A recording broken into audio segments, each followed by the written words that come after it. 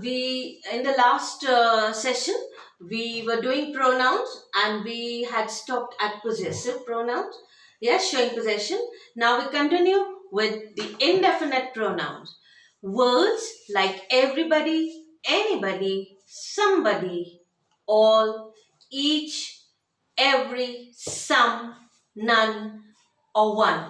Yes, these do not substitute for any specific noun, but they act as nouns. Yes, everyone is left wondering what they are used for. So, one of the chief difficulties we have with these indefinite pronouns lies in the fact that everybody feels that it is more than one person.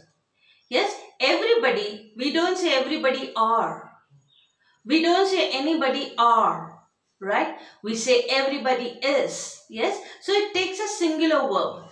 If you think this word as a meaning, everybody, the confusion disappears. The indefinite pronoun none can be either singular or plural, depending on its context.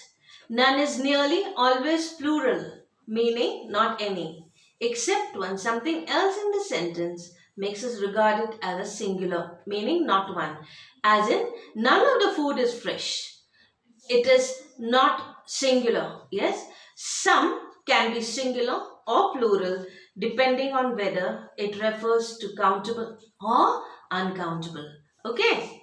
Now, demonstrative pronouns are pronouns that point to something specific. Yes, like this, that, these, those, none, and neither. These are demonstrative pronouns. They demonstrate.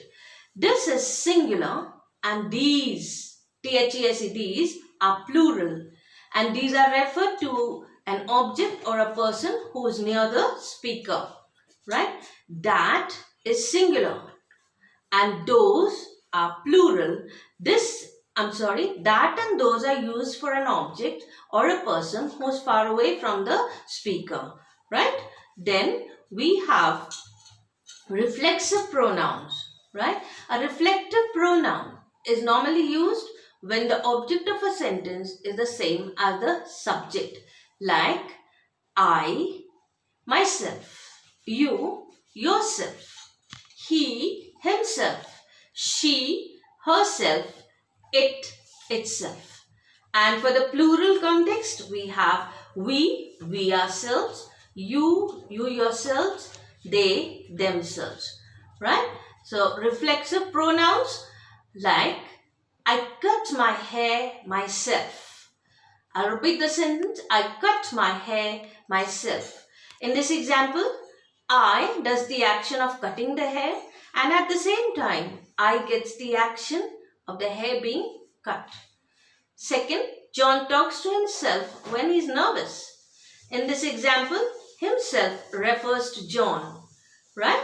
So, reflexive pronouns always act as objects, never as subjects. But they require an interaction between the subject and the object. Okay. Now, interrogative pronoun. Interrogative, asking questions. Yes. An interrogative pronoun is a pronoun used in order to ask questions. And here we have 5 W's and 1 H. So, any sentence or any question that is asked with beginning with W, like who, which, that, whom, those, who. Yes, these are interrogative. Who asked you to do that? Which building? Right? Whom did you talk to? Whose was that bag? How?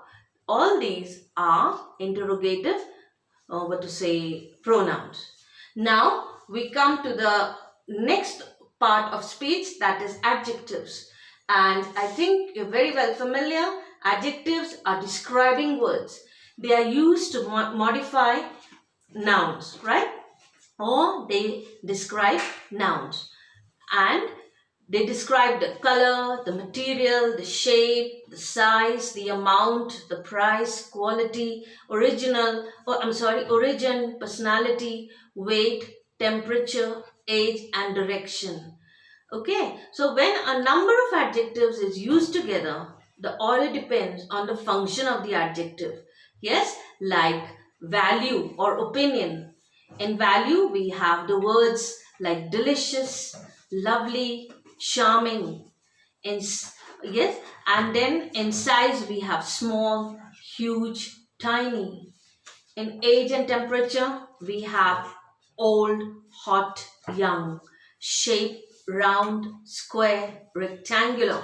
All these are adjectives. Color, red, blonde, black. Origin, Indian, Swedish, Victorian, Chinese. Material, like material nouns, plastic, wooden, and silver. Right? Now we come to the next part of speech, that is verbs. And you know, verbs, they are action words. Yes, they show the action or the performance of a noun or a pronoun, like throw, run, do, right? And then we have another form of verb, the be verb, the possession, have, or know, the state, right? To simply put the verbs that show something or someone does. The form of the verb or its tense, we can tell when events take place, right? Okay. Now, we have the different types of verbs, the auxiliary verbs. And auxiliary verbs are used with a main verb, right?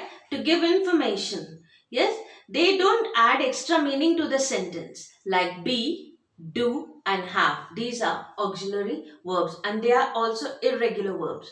Then you have modals. Modals are also auxiliary verbs, but they are words like can, which show the mood of the speaker.